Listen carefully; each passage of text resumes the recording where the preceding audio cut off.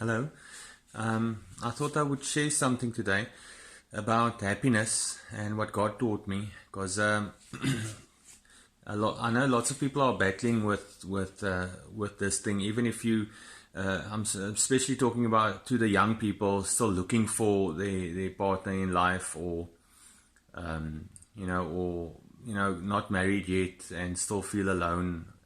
But also, God taught me this when I was still married.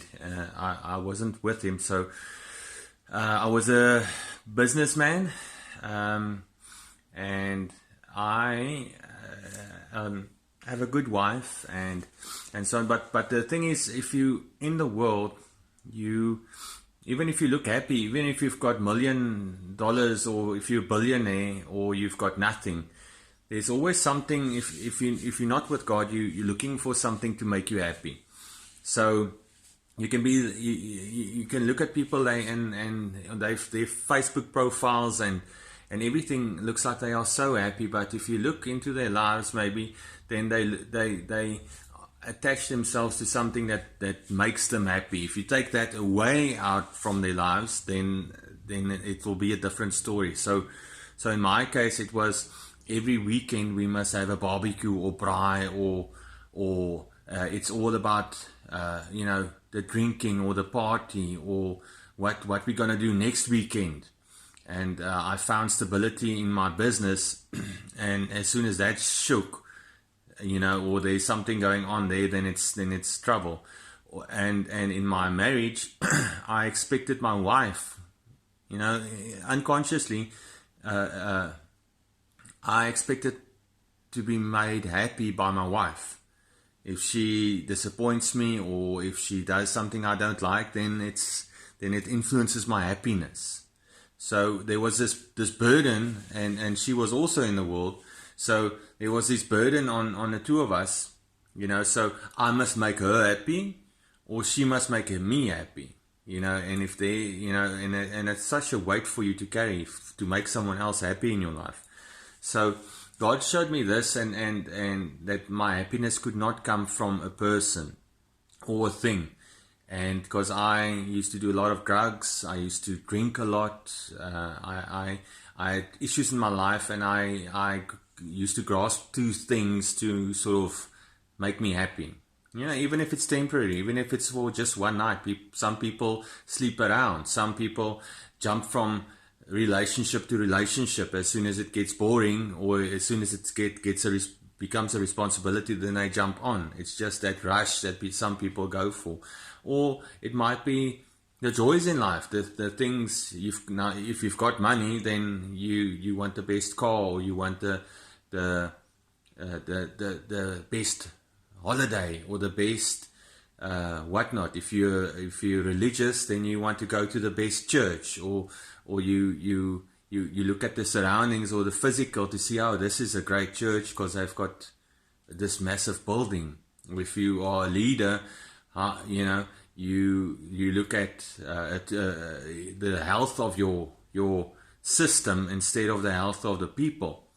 And the God's heart's for the people, not the system. So if you're spending 100,000 rand on your church building, and there's people in your church that doesn't have food to eat, then there's something wrong. The focus is wrong. So you're building. Lots of us, I'm speaking about me in the world and me when I got saved. You must know where your foundation is. If you looking for your happiness in a relationship, or you're looking for, you'll be happy if you find that one person one day, or you'll be happy if it all goes good. If you've got a lot of money, then you'll be happy. If you've got so in my personal life, when I got saved, it went good for a while with my business, then it tanked. So I was standing to lose everything, and then I gave it all away. God said, it was an amazing way how He released me from that. And then He gave me everything and more than I asked for, sort of in a blink of an eye. And then He didn't force it sort of away at one stage. I actually made a choice to give it away again. So now I've actually got nothing again, but this won't influence the love I've got inside. This won't influence the emotion or the thing that I call joy or happiness inside. If you have nothing, you must be able to have joy and happiness. If you've got a lot, you must be happy. You must be able to have joy. If you've got no one in your life, relationship wise, if you're not married, no worries, God will bring the right person at the right time. If you are married and you're looking for your partner to make you happy, you're putting a lot of stress on your marriage. If you're looking at your kids and they must make you happy by the things that they accomplish, you are putting lots of stress on them and yourself. Things cannot make you happy in this world. You get billionaires that commit suicide. You get poor people that commit suicide. The physical things in this world cannot make you happy. But I'm speaking more to relationships, because most people get so hurt jumping from relationship to relationship, looking for the one that's going to make them happy, or just a rush, or just a sexual pleasure, because that thing will make you happy. Maybe it will satisfy, but it doesn't last long. So if you are a believer, then relationships are out. God will send you the one. If you are jumping from relationship to relationship, and even if you are then doing things that's not biblical, if you're sleeping around and kissing and stuff like that in relationships, and you're a believer, then you must really research your belief system or your relationship with God, because that's not biblical. If you're in a world, that's what I also did. You just fall around and you are just always looking for this thing to make you happy. And the only thing that works is Jesus. He came into my life and he opened my eyes to see all these things, and I could release my wife and the people in my lives, and I could release my business, I could release my finances, I could release all the hold that things had on me, and the pressure I put on things and people. Because now the happiness, really, the deep, deep, deep happiness, even if you've got nothing, comes from within. And because the one that gives happiness lives within me. And I met him, and he saved me from myself and from this world and from the pressure of the world and this rush of the world. So I just wanted to share this. Don't put pressure on yourself. Don't put pressure on people to make you happy. Your happiness and joy, only God can give that. The true happiness, the true joy, only God can provide that. No money, no people, no system, no church, no nothing, no holiday, no looking for enlightenment, because lots of people do that. No chase to go deeper. If you're spiritual, go deeper. When I go deeper, when I get more enlightened, when I get more spiritual breakthroughs, when I get more whatnot, if I can go into the realms, all those things. If you're chasing those things, it's just like in the world. You are chasing something to reach that point of happiness. You must meet the guy that brings happiness, and that's Jesus. He's the only one that calms the storm. If you are building your happiness on the success of your business, or the success of your children, or your own success in this world, measured in this world, you're going to flunk the test. You might reach that goal, but it won't ever be enough. You will never stop. If you reach your first million, you'll want the second million. If you've got this car, it'll last for a month, and you want the next car. You want a better one. It will never be enough. And only God can take you to that point, that no matter how much you've got, it will always be enough. And you can trust Him that there is a plan. And you can trust Him that if you've got little, that's the plan. If you've got a lot, that's the plan. And how's God going to use it?